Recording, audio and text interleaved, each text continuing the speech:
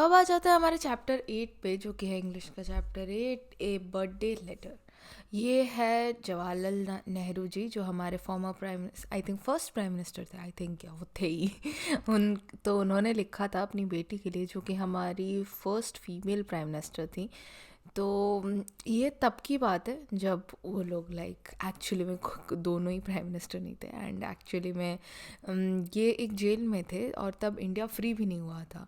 तो तब इंदिरा जी के बर्थडे पे इन्होंने उनको एक लेटर लिखा था, बर्थडे लेटर लिखा था, और शायद उनसे कई इम्पोर्टेंट बातें की होंगी जिसके बारे में हम यहाँ पे पढ़ेंगे। तो आओ देखते क्या लिखा है। How do you feel when you receive a gift? You all feel happy and loved when you receive a gift from your parents on your birthday. But what if the parents are in another city and send a letter instead? A letter of blessing is more valuable than a gift. तो अब यहाँ पे लिखा हुआ है कि आपको कैसा लगता है अगर आपको कभी भी एक गिफ्ट मिलता है, एक तोहफ़ा मिलता है, तो आप बहुत खुश हो जाते होगे। और स्पेशली अगर आपको कोई गिफ्ट मिलता है आपके किसी प्यार करने वाले से, और या फिर स्पेशली उस इंसान से जिन्होंने आपको जन्म दिया है, यानी कि आपके पेरेंट्स से अगर आपको गिफ्ट मिले तो आपको बहुत अच्छा लगता होगा, बहुत ऐसा लगता होगा कि मुझे भी प्यार करने वाले लोग हैं, और मुझे बहुत खुशी मिलती होगी। पर अगर आपके मतलब माँ बाप जो हैं वो किसी दूसरे सिटी में रहते हो और वो आपको एक चिट्ठी भेजें, तो आप उसके बारे में आपके क्या विचार हैं? तो उसके बारे में यहाँ लिखा गया है कि एक जो चिट्ठी होती है वो एक कागज़ का टुकड़ा भले ही होता है, लेकिन उसमें इतना ज़्यादा वैल्यू होता है, वो इतना अनमोल होता है कि उसमें जो आशीर्वाद होते हैं बड़ों के, वो किसी भी तोहफे से ज़्यादा मूल्यवान होता है। तो आइए देखते हैं यहाँ पे क्या लिखा है। 8.1, let us read the text. In 1930 India was not free. Many of our leaders were imprisoned by the British. While in Naini prison, Pandit Jawaharlal Nehru wrote this letter to his daughter Indira on her 13th birthday. Let's find out what he wrote to her. तो 1930s में, यानी कि 1947 में हमारा देश आज़ाद हुआ था।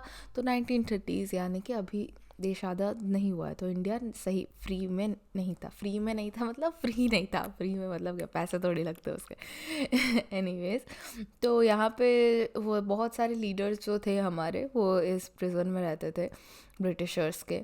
और एक नैनी प्रिजन करके प्रिजन है, वहाँ पे पंडित जवाहरलाल नेहरू जी कैद थे, और उन्होंने अपनी बेटी के 13वें बर्थडे पे उसे एक लेटर लिखा था। उनकी बेटी का नाम इंदिरा था ऑफ कोर्स, जिसके बारे में हमें पता है। तो अब देखेंगे हम कि उन्होंने आखिर में अपनी बेटी को क्या लिखा था। तो सेंट्रल प्रिजन नैनी, अक्टूबर 26, 1930, अक्टूबर 26 को 1930 में उन्होंने सेंट्रल प्रिजन से, नैनी प्रिजन जो था वहाँ से उन्होंने ये खत लिखा था। माई डियर इंदिरा, मेरी प्यारी Indira, on your birthday you have been in the habit of receiving presents and good wishes. तो अगर देखा जाए कि पहले के बर्थडेज से अभी तक के बर्थडेज तक जितने भी बर्थडेज आपके मनाए गए हैं, तो उनमें आपकी आदत सी बन चुकी होगी कि आपको मिलते होंगे कुछ तोहफे और बहुत ही सारे गुड विशेस, यानी कि शुभकामनाएं। तो good wishes you will still have in full measure, आपको शुभकामनाएं तो अभी भी पूरी तरीके से भरपूर मात्रा में मिलेंगी। But what present can I send you from Naini present? My presents cannot be very material or solid. They can be of the mind and spirit, things that even the high walls of prison cannot stop. तो उन्होंने लिखा कि मैं जो आपको तोहफा भेजूँगा Naini prison से, वो क्या ही हो सकता है। मैं जो भी भेजूँगा वो कोई ठोस चीज़ नहीं हो सकती, कोई मटेरियल या सॉलिड चीज़ नहीं हो सकती। वो कुछ भी ऐसी चीज़ हो सकती है जो कि चिंता की जा सके, सोची जा सके, कुछ हृदय को स्पर्श कर सके, इस तरीके की चीज़ होगी। और कुछ ऐसी चीज़ होगी जिसको ये लंबी लंबी दीवारें भी ना रोक पाएँ। You know, sweetheart, how I dislike sermonizing and doling out good advice. I have always thought that at the best way to find out what is right and what is not right, what should be done and what should not be done, is not by giving a sermon, but by talking and discussing, and out of this discussion, Sometimes a little bit of truth comes out. I have liked my talks with you, and we have discussed many things, but the world is wide and beyond our world other wonderful and mysterious worlds. None of us need ever be bored or imagine that we have learned everything worth learning and become very wise. तो यहाँ पे लिखा है कि मेरी प्यारी सी हृदय की, यानी कि बहुत ही स्वीट हार्ट, यानी कि आप जिससे प्यार करते हो आप उसको वैसे रेफ़र करते हो. तो यहाँ पे लिखा है कि जैसे अपने बारे में उन्होंने लिखा है कि उन्हें सरमनाइजिंग करना या एडवाइस देना पसंद नहीं है. मतलब कोई भी वर्डिक्ट सुना देना, कोई भी बात ऐसे कह के बस हाँ यही हमेशा से चलता रहा है तो यही सही है, तो इस तरीके के वो नहीं थे. उन्होंने हमेशा से अपनी इंदिरा के साथ बातें डिस्कस की है, उन्होंने बहुत बातें की हैं, और उन्होंने हमेशा से यही सोचा है कि अगर कोई चीज़ को अगर डिसाइड करना हो कि ये चीज़ सही है या सही नहीं है, या फिर इस चीज़ को करना चाहिए या नहीं करना चाहिए, ऐसे कभी भी डिसीजन मेकिंग में अगर आप फंस जाओ तो इसका सबसे बेस्ट तरीका है कि आप उसके बारे में डिस्कस करो, बात करो, और हो सकता है उसमें से कुछ सच निकल कर आए जो कि आपको आगे डिसीजन मेकिंग में हेल्प करे. और इसी तरीके से उन्होंने अपने कुछ बातों के बारे में जो उन्होंने अपनी बेटी के साथ डिस्कस किया था उनको भी याद किया, और उन्होंने बताया कि ये जो दुनिया है जो तुम देख रही हो ये बहुत ही बड़ी है, और कुछ ऐसी भी दुनिया है जो हमने अभी नहीं देखी है, जो कि बहुत ही अलग है, बहुत ही कह सकते हैं उसमें मिस्ट्री है, बहुत ऐसी चीज़ें हैं जो कि अभी तक बाकी सब नहीं जानते. तो इसीलिए कि हम ये ज़रूरी है कि हम इस दुनिया से कभी भी बोर ना हो, और ना ही कभी भी हम इमेजिन करना छोड़ें, क्योंकि यहाँ पे बहुत कुछ है जानने को, समझने को, देखने को और सीखने को, और इसको जानते ही हम बहुत ज़्यादा होशियार बनते जाएंगे. But what am I to do then? A letter can hardly take the place of a talk. At best, it is a one-sided affair. Imagine that I have made a suggestion to you for you to think over as if we really were having a talk. लेकिन मैं अब यहाँ पर रह के क्या ही कर सकता हूँ. एक लेटर तो ऐसा नहीं है ना कि आप जिससे बात करते हो तो आप अपनी बात बताते हो, सामने वाले की बात सुनते हो, तो इस तरीके से नहीं हो सकता. वो एक तरीके से ही हो सकता है, एक साइड से ही बात की जा सकती है. तो इसको सोचो कि इमेजिन कर लो, अपने दिमाग में सोच लो कि जैसे एक सजेशन कोई तुम्हें दे रहा है और तुम उसके बारे में सोच रही हो. ऐसा नहीं है कि मैं तुमको सीधा सीधा एडवाइस दे रहा हूँ, तुमको एक सजेशन दे रहा हूँ, और उसके बारे में तुम खुद अपना तर्क लगा रही हो, खुद सोच रही हो कि क्या सही है क्या नहीं, जैसे कि एक मतलब नॉर्मल बातचीत में भी इस तरीके से होता है.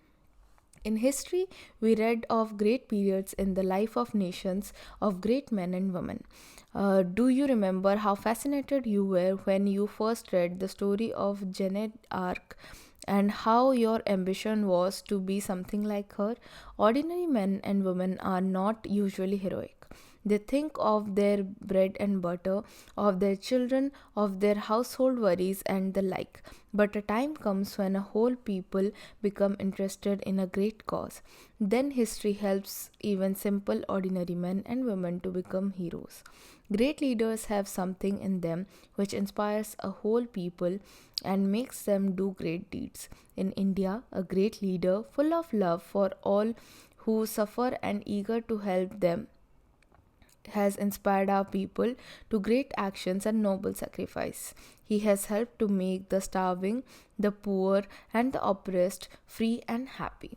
तो अगर हिस्ट्री की बात की जाए कि हमारे इतिहास में बहुत सारे ग्रेट पीरियड्स रहे हैं, बहुत ही बड़े बड़े इंसान रहे हैं, उनमें कुछ आदमी भी थे और कुछ औरतें भी थी, और वो उसको मतलब इंदिरा को याद दिलाते हैं कि क्या तुम्हें याद है जब तुमने जेन डे आर्क के बारे में पढ़ा था तो तुम उनकी तरह ही बनना चाहती थी और तुम उनसे बहुत ज़्यादा इंस्पायर्ड हो गई थी.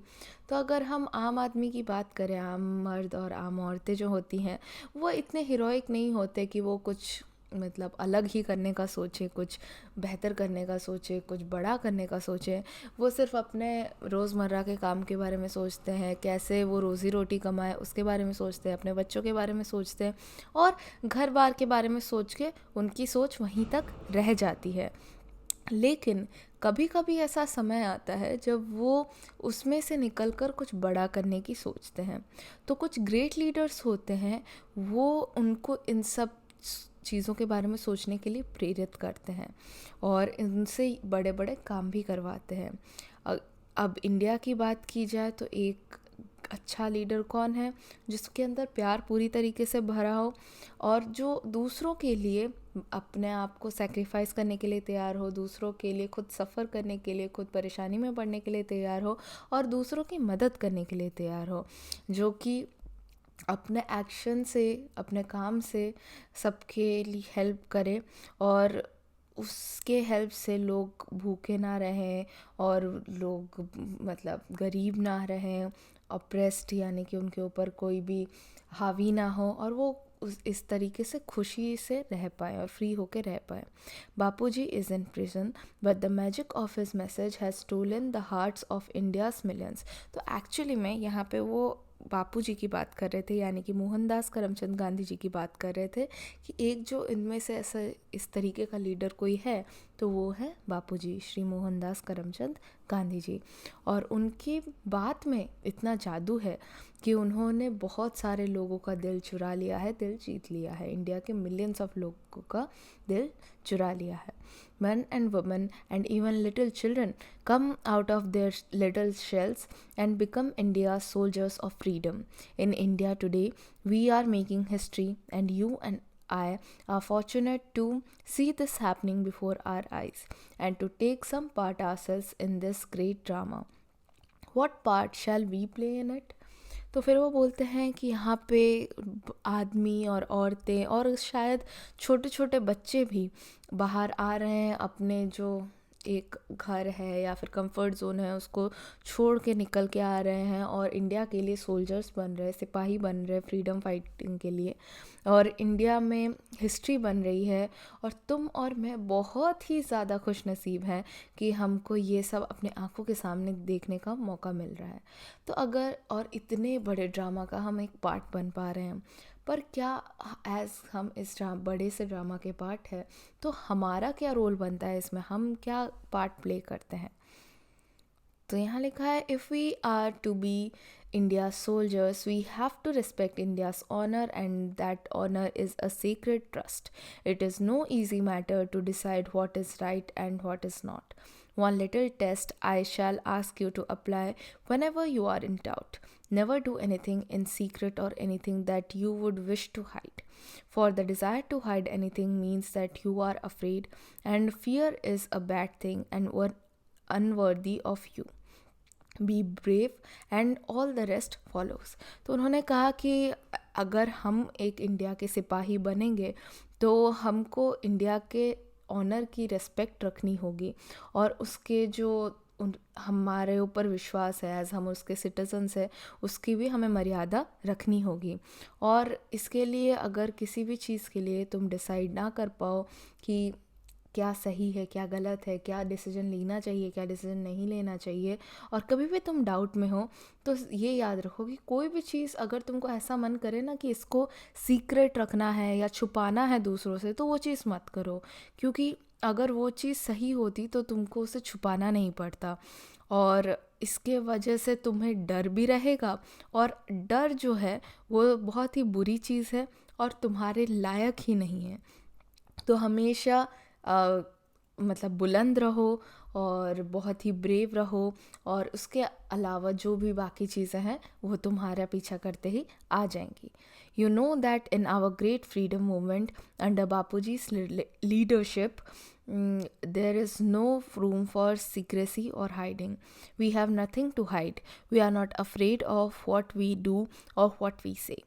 We work in the sun and in the light. Even so, in our private lives, let us make friends with the sun and work in the light and do nothing secretly. And if you do so, my dear, you will grow up a child of the light, unafraid and serene and unruffled, whatever may happen. तो यहाँ लिखा हुआ है कि ये जो बहुत बड़ी लड़ाई है, फ्रीडम मूवमेंट जो चल रहा है बापूजी के लीडरशिप के अंडर में, उसमें सीक्रेसी या हाइडिंग की कोई ज़रूरत नहीं है, छुप छुप के कोई भी काम करने की ज़रूरत नहीं है। हमारे पास कोई भी ऐसा चीज़ नहीं है जिसको हमको छुपाने की ज़रूरत है। हम बिल्कुल ही निडरता से आगे बढ़ सकते हैं और हमें जो चाहिए वो हम कर सकते हैं, जो कहना है हम वो कह सकते हैं। हम मतलब सूरज के नीचे जैसे पूरी तरीके से चमकते हुए अपना काम कर सकते हैं। और हमारी प्राइवेट लाइफ में भी हम इस तरीके से काम कर सकते हैं जहाँ पे कोई सीक्रेट ना हो, हम आराम से बेबाक होके सब चीज़ें बोल सकें, कर सकें। और अगर तुम ऐसा करोगी तो फिर तुम भी एक इस तरीके के इंसान बनोगी जिसमें से ऊर्जा निकलेगी, जिसमें से प्रकाश निकलेगा, जो हमेशा ही निडर रहेगा, जो हमेशा ही एक साफ दिल का इंसान रहेगा, और जिसमें कोई भी सिलवटें नहीं होंगी। वो चाहे कुछ भी हो जाए, चाहे कोई भी चीज़ उसे डराए, चाहे कुछ भी प्रॉब्लम्स आ जाए, तुम इस तरीके से हमेशा शांत और एट पीस रह पाओगे। I have written a very long letter to you, and yet there is so much I would like to tell you. How can a letter contain it? Goodbye, little one, and may you grow up into a brave soldier in India's service. With all my love and good wishes, your loving father, Jawaharlal Nehru. तो मैंने तुम्हें बहुत ही लंबा एक चिट्ठी लिख दिया है, लेकिन अगर तुम इसमें और मैं क्या कहूँ, मैं समझ नहीं पा रहा हूँ। मैं शायद और भी बहुत सारी चीज़ें हैं जो तुमको कहना चाहूँगा, पर क्या ये छोटी सी चिट्ठी उसको समेट पाएगी? तो इसीलिए अभी के लिए मैं इजाज़त लेता हूँ, तुम्हें गुड बाय कहता हूँ, मेरे छोटे से प्यारे से बच्चे। और मैं तुमको चाहता हूँ कि तुम एक बहुत ही ब्रेव सिपाही बनो, जो कि इंडिया के लिए काम करे। और मेरे प्यार और शुभकामनाओं के साथ मैं इस चिट्ठी को यहीं बंद करता हूँ, यहीं ख़त्म करता हूँ। तुम्हारा प्यारा पिता, जवाहरलाल नेहरू। तो इसी तरीके से एक प्यारे से पिता और बेटी के एक रिलेशनशिप के बारे में बताया है कि वो कैसे अपनी बेटी को इंस्पायर कर रहे थे। और इसी के साथ होता है हमारा चैप्टर कंप्लीट। आई होप बहुत छोटा सा चैप्टर था बट आपको बहुत पसंद आया हो, एंड मिलते हैं नेक्स्ट वाले चैप्टर में।